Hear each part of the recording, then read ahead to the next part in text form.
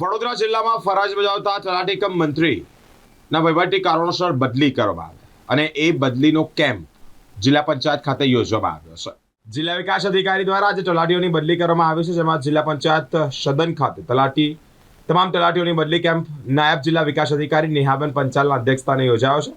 જેમાં આજે જિલ્લા પંચાયત તલાટી કમ મંત્રીઓ 54 જેટલા તલાટી કમ મંત્રીઓ વડોદરા જિલ્લાના તેમજ આંતર જિલ્લામાંથી 22 તલાટી કમ મંત્રીઓ આ કેમ્પમાં હાજર રહ્યા છે. વહીવટી કારણોસર બદલી કરવામાં આવતા તલાટી કમ મંત્રી 3 વર્ષ સુધી એક જગ્યા પર ફરજ ના અદા કરી શકે, એટલે કે ના થઈ શકે તેવામાં તલાટી કમ મંત્રીઓની બદલીઓ કરવામાં આવી છે. ઉલ્લેખનીય છે કે વડોદરાના સાંસદ ડોક્ટર હિમાંગ જોશી દ્વારા હાલમાં જ દશરથ ગ્રામ પંચાયતના તલાટી વિરુદ્ધ કાર્યવાહી કરવા માટે જિલ્લા વિકાસ અધિકારીને રજૂઆત કરવામાં આવી હતી. ત્યારબાદ છેલ્લા 7 વર્ષથી દશરથ ગામમાં તલાટી તરીકે ફરજ બજાવતા વિપુલભાઈ ચૌહાણની બદલી ડેસર તાલુકામાં કરવામાં આવી છે.